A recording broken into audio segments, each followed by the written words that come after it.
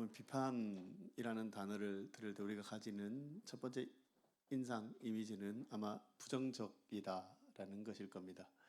사실 저도 그랬습니다.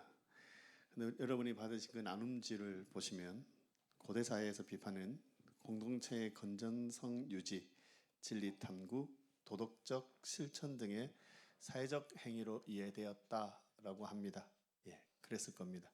지금도 서양에서는 이성과 논리에 기반한 비판을 통해서 진리를 탐구하기도 합니다. 사실 동양에서도 이런 도덕적 책임을 통한 올바른 정치 실현을 위해서 이 비판을 사용해 왔다라는 겁니다. 여러분 짐작하듯이 그러니 여기 예수님께서 비판하지 말라 하실 때는 이런 시각에서의 비판을 말씀하는 것은 아니다라는 것이겠지요. 예수님 당시 유대사에서의 비판은요, 남을 정죄하고 판단하는 행위입니다. 특히 위선적인 태도를 지적하는 의미로 여기 비판하지 말라라고 예수님께서 말씀하신 겁니다. 그러니 우리가 오늘 본문의 처음 부분에 다른 사람을 비판하지 말라라는 이 가르침에 대한 오해가 없어야 할 것입니다. 여러분, 여기 다른 사람을 비판하지 말라라는 이 가르침은 앞에서 말씀드린 것처럼 비판 자체를 금지하신 것이 아니라는 겁니다. 다른 사람을 향한 겸손한 자세를 강조하는 말씀이다라는 겁니다.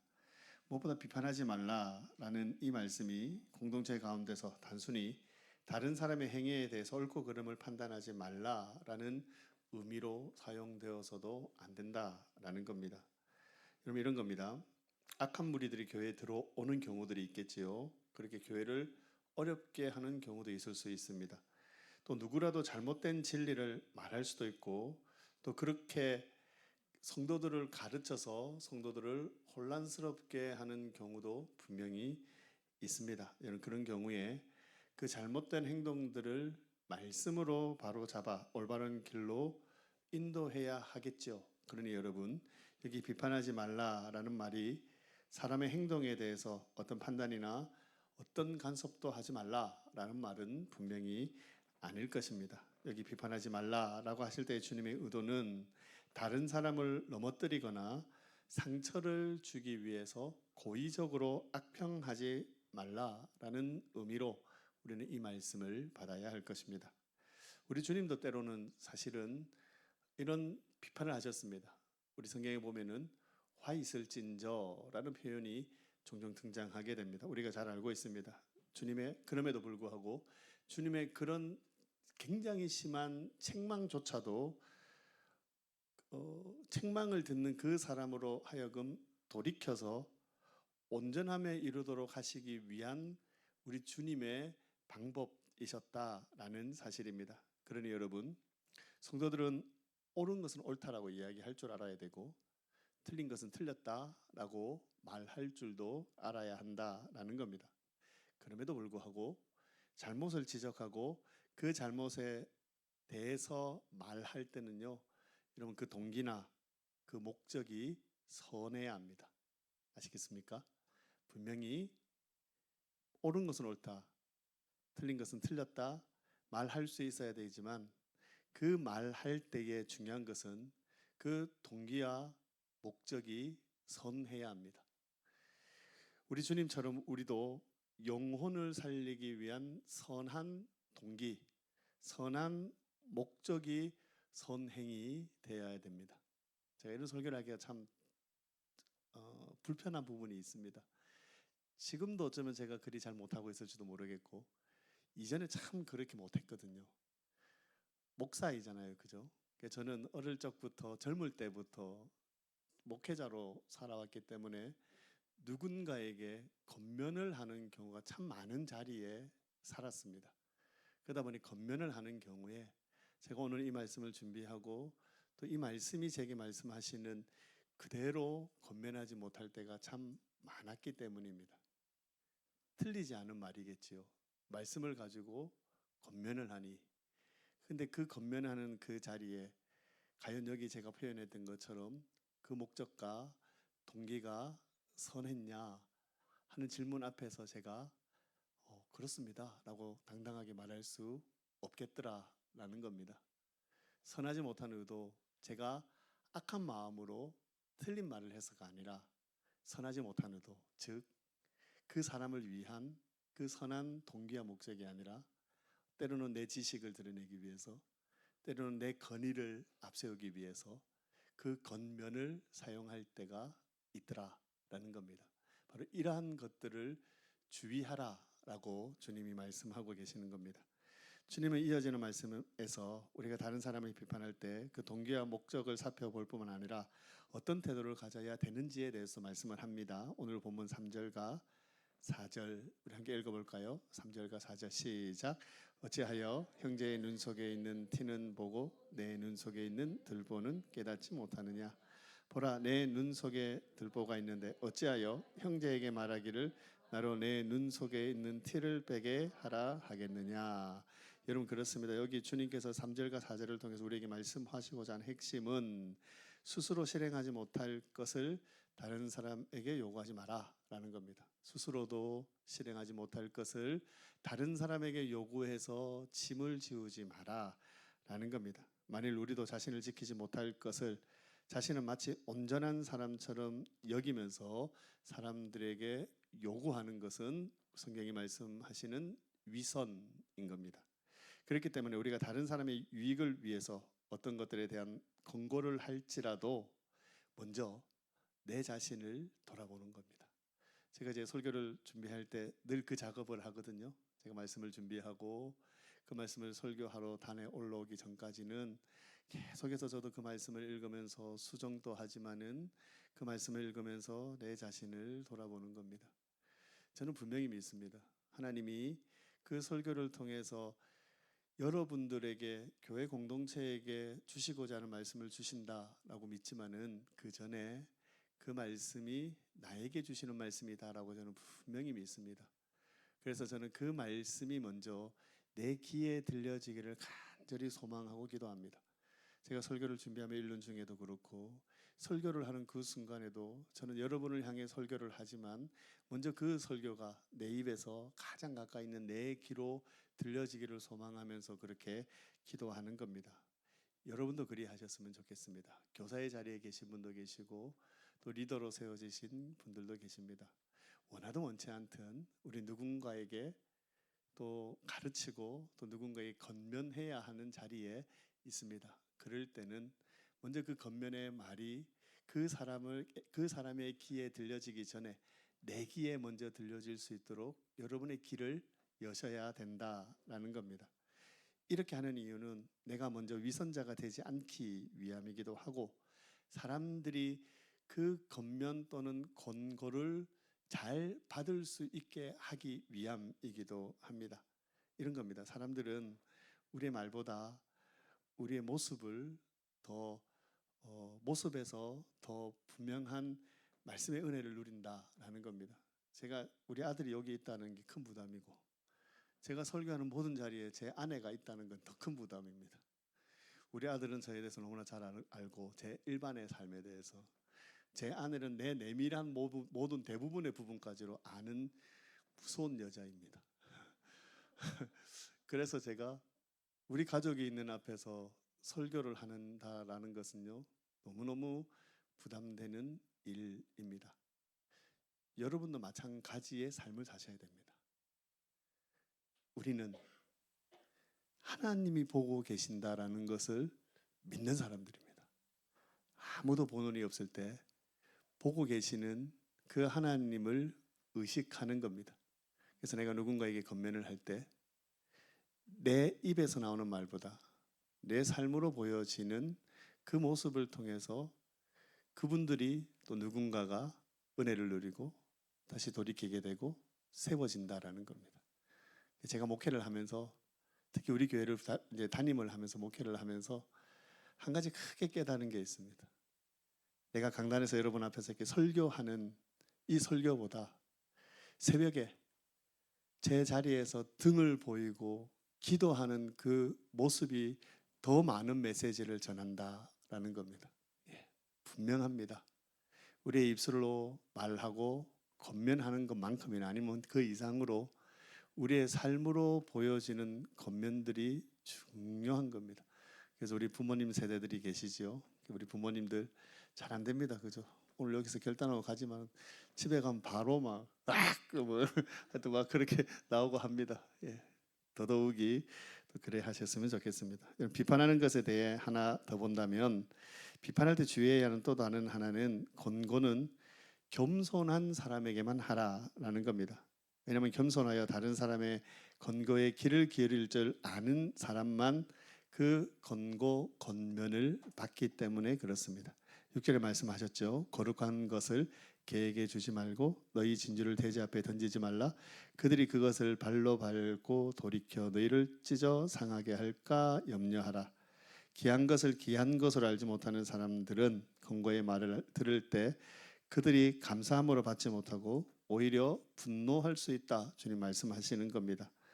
여러분, 우리는 늘 겸손한 마음으로 누군가를 권고하고 권면하고 가르쳐야겠지만 그 말씀을 받을 만한 사람에게 이런 권고의 말을 하라라고 주님이 지혜를 주시는 겁니다. 이제 이어지는 말씀은 너무나 유명한 말씀이기도 합니다. 구하라라는 초청의 말씀과 함께 그리하면 주실 것이다 하는 응답의 말씀이, 약속의 말씀이 함께 있는 말씀입니다. 사실은 이 말씀을 가지고 우리가 많은 시간, 많은 내용으로 다룰 내용이겠지만 저는 오늘 한 가지만 집중해 보려고 합니다. 보십시오. 구하라, 찾으라, 두드리라 라는 표현을 씁니다. 구하라, 찾으라, 두드리라 라는 이 표현을 가지고 우리가 여러 내용으로 묵상할 수 있겠지만 한마디로 얘기해서 기도하라 라는 겁니다. 기도하라 라는 것을 구하라, 찾으라, 두드리라 이렇게 3번 반복을 하고 계시다라는 겁니다. 한마디로 얘기해서 이 본문은 기도에 대한 강조입니다. 이 기도가 얼마나 중요한지를 우리에게 알려주시는 겁니다. 무엇보다 끊임없이 반복해서 기도할 것을 우리에게 권면하고 계시는 겁니다. 여러분, 기도는 성도의 주변이 아니라는 겁니다. 기도는 성도의 주변이 아니라 중심입니다. 아니, 기도는 신앙 그 자체이다 라고 말씀드려도 틀리지 않을 것 같습니다. 지금 우리가 크게 경건생활이라는 큰 주제를 가지고 또 여러 가지 소주제를 다루고 있습니다. 근데 본의 아니게 이 기도에 대한 주제가 반복해서 나오고 있음을 또 여러분들이 말씀을 듣고 있음을 기억하실 겁니다. 여러분, 그렇습니다. 우리 한 사람의 성도로서 하나님 앞에서 성공적인 삶을 사는 방법은요, 어떠한 경우에라도 여러분이 기도의 줄을 놓지 않는 겁니다. 사랑하는 우리 청년 뉴스 여러분, 기억하십시오. 우리 성도에게 기도는 생명과 같습니다. 저는 기도는 호흡이라는 말이 너무너무 좋습니다. 첫째, 호흡은 어떻다고요? 자연스러워야 됩니다. 그죠? 그러니까 우리의 기도는 자연스러워야 됩니다. 또 우리의 기도가 호흡이라고 할 때 이 기도가 끊어지면 우리의 영이 죽는 겁니다. 여러분, 이 2가지 사실을 꼭 기억하셔야 됩니다. 제가 우리 공동체에 새벽 기도회를 정말 강조합니다. 또 여러분에게 협박하지는 않습니다. 강조만 합니다. 제가 우리 수요 기도회를, 회복 집회를 너무너무 강조합니다. 여러분들에게 적극적으로 나와주셔서 함께 기도했으면 좋겠다라고 한 번씩 말씀을 드립니다. 홀로 기도하는 시간이기도 하지만 공동체가 함께 모여서 기도하는 시간입니다. 개인의 영성이 달려있는 시간이기도 하지만 공동체의 영성이 달려있는 시간이기도 합니다. 여러분 보십시오. 새벽 기도를 나오지 못하는 이유는 수없이 많습니다. 우리가 수요 회복 집회에 공동체로 모이지 못하는 이유도 분명히 많습니다. 우리 특히 제가 조만간 고민을 해보겠습니다. 우리 아이들이 나와서 같이 예배를 드릴 수 있도록 그걸 좀 고민을 좀 해보겠습니다. 나오고 싶으신데 아마 그러실 거라 생각이 들어집니다. 여러 고민들이 사실이 있습니다.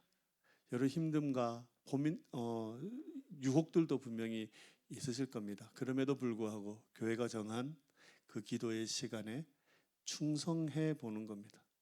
그 기도의 시간에 달려나와 내 개인의 영성을 위해서도 기도하지만 우리 공동체의 영성을 위해서도 함께 기도해야 됩니다.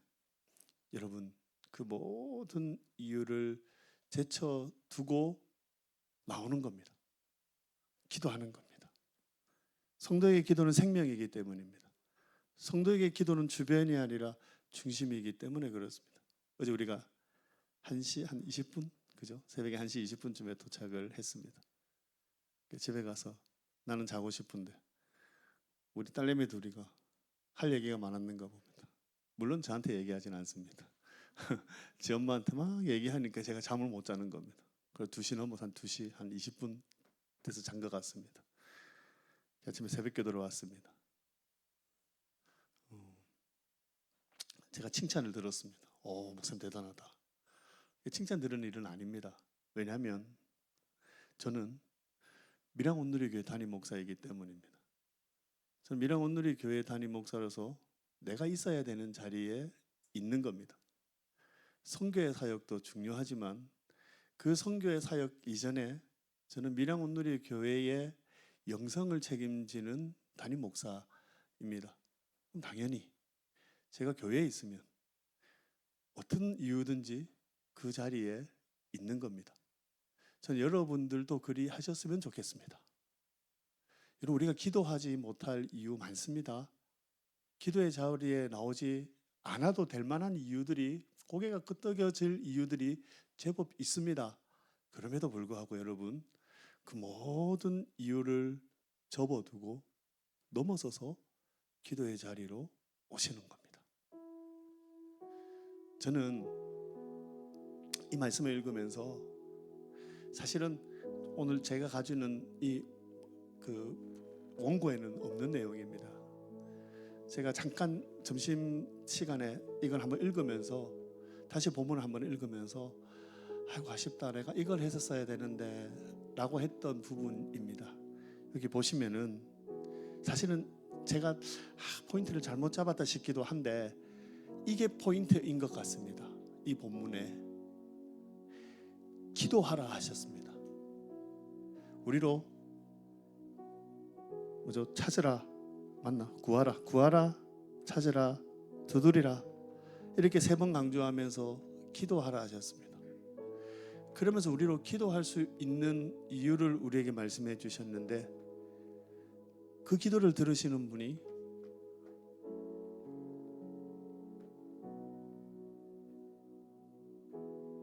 우리 아버지이시다 라는 겁니다. 우리 아버지이시다 라는 겁니다. 여기 표현을 보십시오. 누가 아들이 떡을 달라는데 돌을 주며 생선을 달라는데 뱀을 줄 사람이 있겠느냐. 이런 악한 이 땅의 압이라도 그리 안 해야 하는데, 그렇죠, 우리의 기도를 들으시는 분은 우리 하늘 아버지이십니다. 여러분들은 그분께 기도하시는 겁니다. 여러분의 그 작은 신음에도 응답하시는 그 하나님, 그 하나님이 오늘 여러분에게 말씀하시는 겁니다. 구하라, 찾으라, 두드리라. 제가 선교제에 가서 그런 이야기를 했습니다. 설교를 끝나고 아픈 곳에 손을 한번 얹어 보십시오. 그리고 문제가 있는 분들은 가슴에 손을 얹고 함께 기도했으면 좋겠습니다.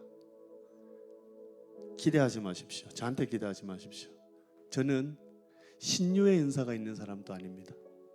저는 어떤 타고난 은사가 있는 사람도 아닙니다. 근데 한 가지, 저는 하나님을 믿습니다. 저는 하나님을 믿습니다. 그 하나님께서 오늘 우리 가운데 역사하실 줄로 믿습니다. 그리고 함께 기도했습니다. 저는 오늘도 같은 마음과 믿음으로 여러분과 함께 기도했으면 좋겠습니다. 여러분의 아픈 곳에 손을 얹어도 되고, 여러분의 문제들을 가지고 가슴에 손을 얹고 함께 기도했으면 좋겠습니다. 우리의 기도를 들으시는 우리 하나님이 오늘 우리의 기도 가운데 응답하실 것에 대한 기대를 가지고 우리 함께 믿음으로 함께 기도했으면 좋겠습니다. 소리 내어서 기도하셔도 됩니다. 아니면 여러분의 마음으로 기도하셔도 됩니다. 함께 기도합니다. 할렐루야.